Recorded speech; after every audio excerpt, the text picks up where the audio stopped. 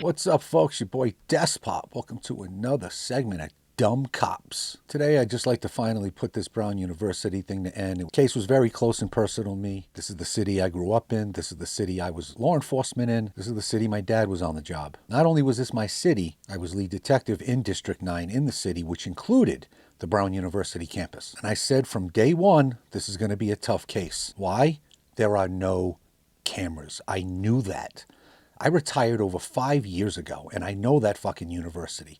And I had cases within this one block, several cases that I could have used cameras on, and I could never get working cameras in the area, and Brown PD was never any fucking help. And these were cases that involved their students. Their students were victimized, and I could never get surveillance. Brown President's home is Fort Knox, and they try to say there's 1,200 cameras in the campus and that this happened on the edge of the campus. Let me tell you something. I've had cases happen near the fucking green. Is that what you call it? We're going through the quad and then into the gymnasium. I mean, I've had felony assaults at the fucking green that weren't caught on camera. This is not about what's on the fringes or the edges of the campus. In the heart of the fucking campus, they have no cameras. And they do that specifically because the students don't want them. They're not going to tell you the truth, but the students don't want them. And they do everything in their power to pander to these fucking students. But the one thing this case taught me, man, it really opened my eyes to a lot of social media, especially a lot of fucking people on Twitter, right-leaning accounts, conservative-leaning accounts that I respected. No more Dapper Detective. In fact, you can go blow your dad. I hope your kids get chlamydia, bro. Fuck you. 3 episodes ago, I tried to set up the structure here. I explained that in the city of Providence, written right into the city ordinances, when there is no commissioner named, the mayor is the public safety commissioner, and that is done on purpose. It's to control narratives. It's to control talking points. That's how things run in the city of Providence and in the state of Rhode Island. The police chief is there for one reason, to take the arrows. The mayor takes the credit, the chief takes the heat. And after too many scandals, the chiefs are typically kicked to the curb when it's no longer politically expedient to keep them around. And that's why in all these press conferences, the mayor starts out speaking, and before he even introduces the police chief, who's the only person with information we need to hear from, he kicks it over to the Brown University president, to the governor, or to this faggot, this lowlife loser who had no purpose being there. The AG didn't belong at any of these. Why? There was no suspect. We don't need to hear from the AG until the grand jury reports out their findings. That's it. And even after the suspect name was finally released, he was dead. Again, no need for an AG. Go back and watch some of these interviews. How many times did this motherfucker jump in for the sole purpose, it seemed to be defending the school? He admitted he had 2 sons that went to this college, right? I'm going to let you in on another secret. The mayor, the governor, the AG, they don't get elected into any Rhode Island office without Brown University. That's how powerful they are as an entity. It's where all the fucking money is. Between Mirth York, who's the kingmaker in Rhode Island, and Brown University, you ain't getting into high office without them. You think Mayor Smiley and this vile twat are done with their political careers when their terms run out? No, they're going to keep advancing. They know they can't do it without being bankrolled by Brown and those affiliated with Brown. How many times did he take it upon himself to explain the layout of the building and where the cameras are and why there may be cameras here and not cameras there? He's looking to help mitigate Brown and the fucking lawsuits. Their $9 billion endowment should come crashing down, not only from the victims within their own classroom, but the MIT professor. The AG also made it a point to tell you how great and wise and articulate the witness was. Why? Because people were already saying a homeless guy solved this, and he wants to come out and make this guy a superstar. You know what he doesn't want out? What we're finding out now?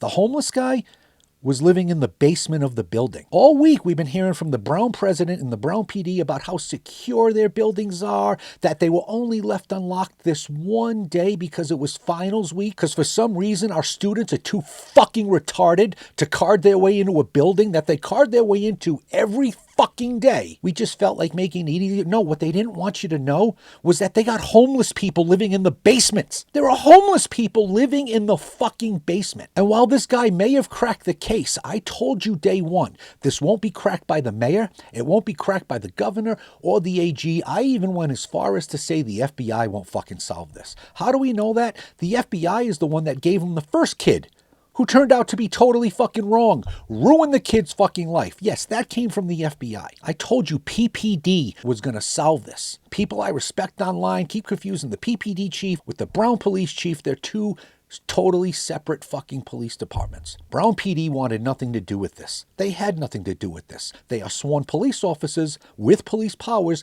that do zero police work. They're smoke and mirrors. They're just total theater. In fact, if a Brown police officer arrests a student, the officer gets fired. Don't believe me? Look it the fuck up. They shouldn't even have a fucking police department because all criminal cases get turned over to Providence for processing and charging. It's a fucking joke. But yeah, what they were trying to do is control the narrative. They didn't want people to know the homeless people living in their basement. And the worst part about this whole thing, now they want to praise this guy. And yes, I'm happy the guy came forward. But you know what?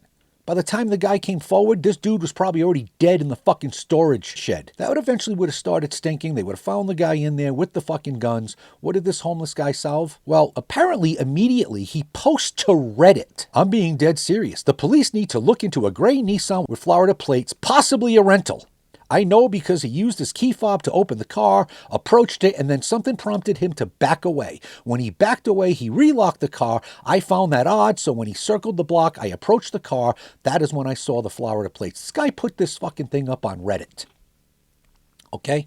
Cops can't trace fucking Reddit. They have no idea who the guy... They saw this. This post was brought to their attention almost immediately. The MIT professor's killed 2 days later. He's killed on Monday, and then Tuesday, this homeless fucking articulate hero finally posts the same message to the police tip line.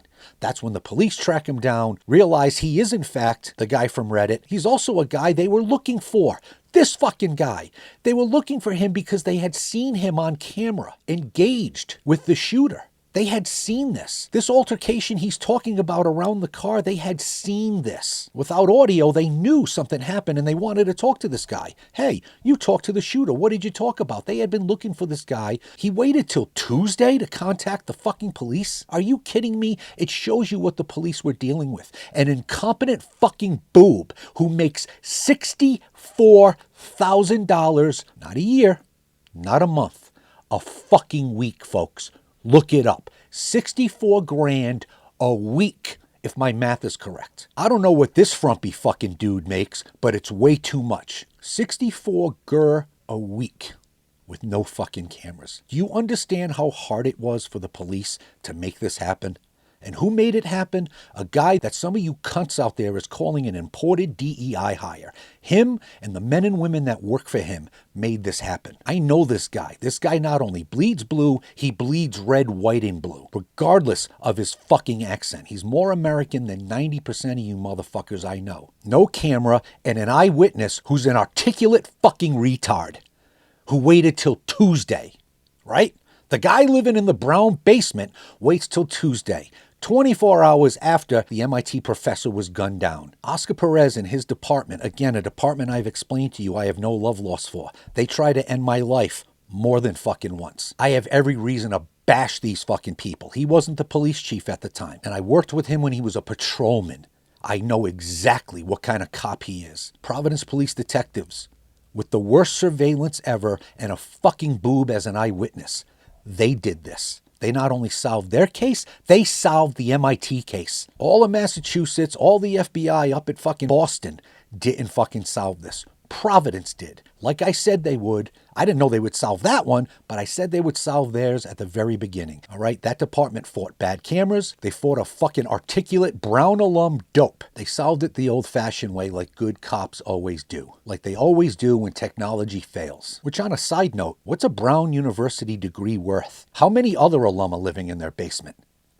Seriously. So they not only fought against awful fucking technology and an awful eyewitness, or a Brown PD that didn't even stop this guy casing the campus for what seems like weeks now. Didn't even fucking notice him there. The PPD also had to fight every fucking cocksucker on this panel, including this abortion of a person. I don't even know what that is right there. At least she provided us some fucking comedy through all this. So you faggot woke-right Twitter detectives didn't get it right. You guessed it all wrong from the get-go. This is the last thing I got to say on it to the two people that might watch this. But I knew from the beginning that the detectives were going to handle it and that Oscar and Timmy were getting getting shit on for no fucking reason. And I tried explaining it to you. It's not them, it's the politics. Yes, they're grown adult men who could probably put their foot down. Yes, they could have told the AG to fuck off a lot sooner. They could have told the mayor, stop hosting press conferences to say nothing. All these press conferences are doing are giving politicians a chance to talk, dig us into a deeper fucking hole, look like fools, and it's obvious. The game plan from the beginning was to mitigate Brown's responsibility in all this. Because everybody's working about their cash envelope come campaign season. That's it. That's all I have. I want to thank PPD. You fucking made me proud. Not that it matters, but 5 years after I'm retired, I'm starting to grow more pride in working for you bitches than I did before. Later. Get him, Jay. I'm not a cop. You got DP'd.